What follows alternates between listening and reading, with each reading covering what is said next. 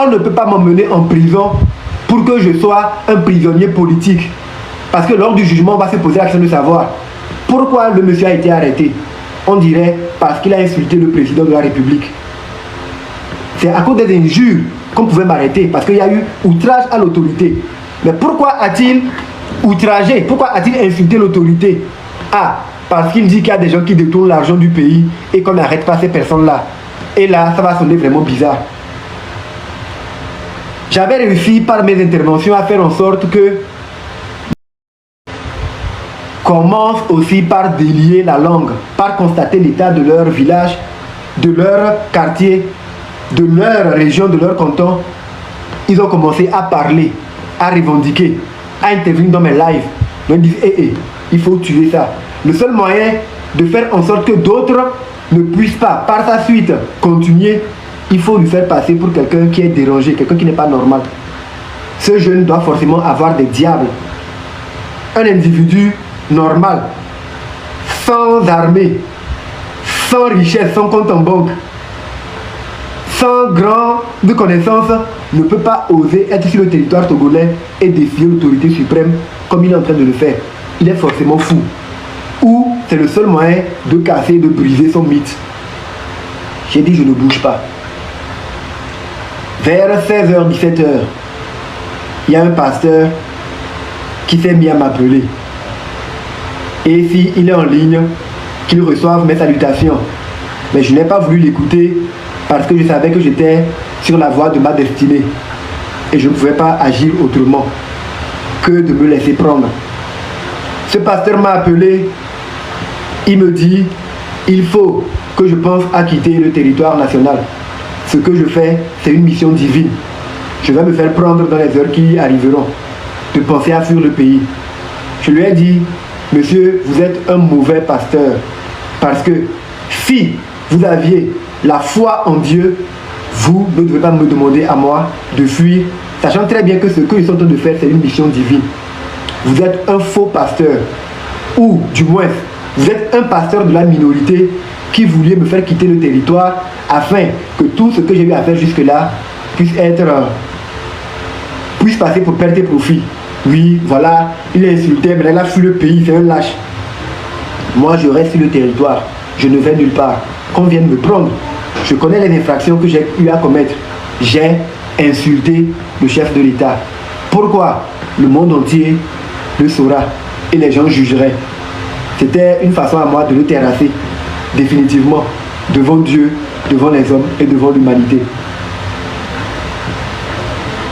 18h, le pasteur rappelle avec insistance, je le bloque. Il me recontacte avec un autre numéro, je le bloque. Il m'écrit sur WhatsApp, je lui laisse un message virulent, je le traite d'acolyte du diable et je le bloque.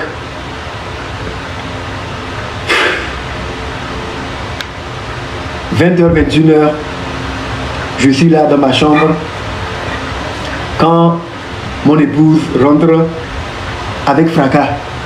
Et ça ouais. Sojade va Romelo. J'ai dit, faut pas t'inquiéter. Ils sont venus pour moi, je les attendais depuis. Je me suis levé, je suis sorti.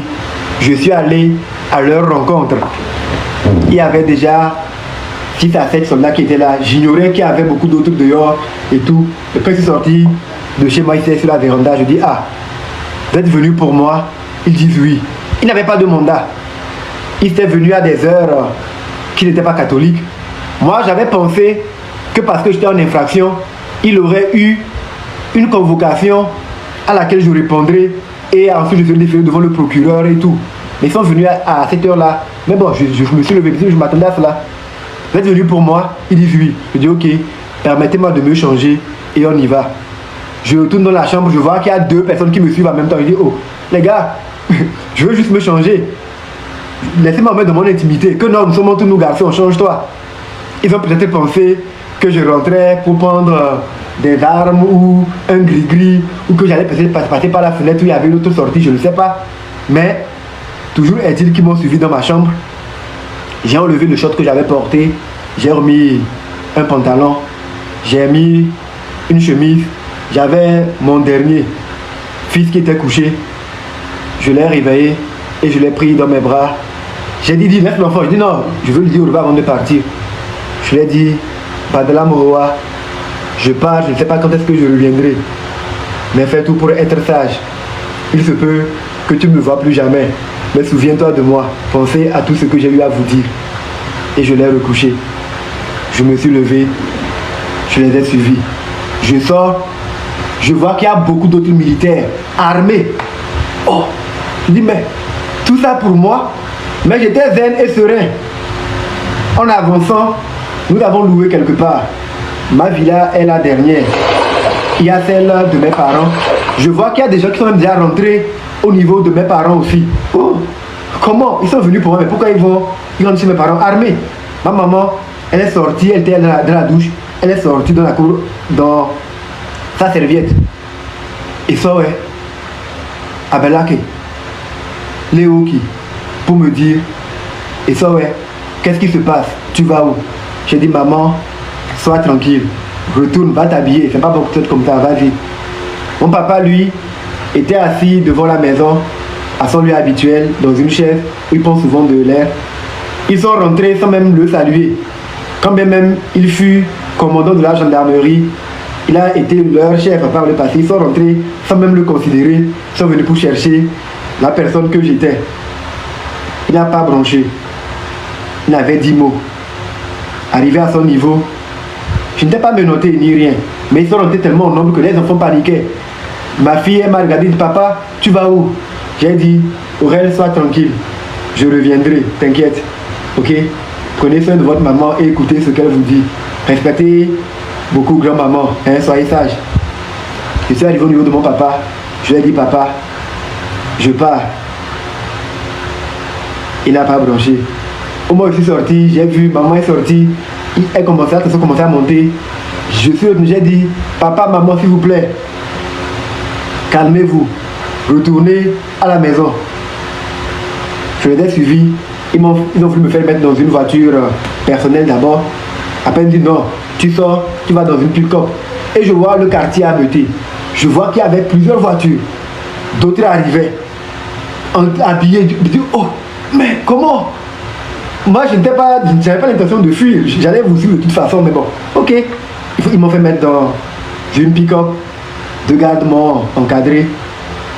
Une autre voiture est venue. Ils ont dit, bah, démarrez, allez, West Creek. Et pendant ce temps, ils ont donné l'ordre qu'on fasse une perquisition chez moi. Pendant qu'ils m'emmenaient, ils ont commencé à faire une perquisition chez moi. En mon absence. Je ne sais pas par quelle alchimie cela peut se faire, mais bon, c'est ainsi que les choses sont passées. Je suis arrivé au West Creek. Serein zen. Quand j'étais dans la chambre, j'avais défait mes locks. Je pensais me défaire pour les refaire, donc c'était un peu en vrac. Donc quand on est arrivé, j'étais resté serein, assis.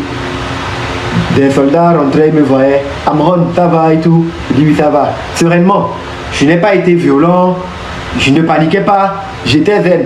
Parce que je savais que ce que j'avais fait méritait que je sois interpellé. Dans ma tête, finalement, ouf, ce ne sont pas les oncles ou les officiers du village de mon père qui sont intervenus.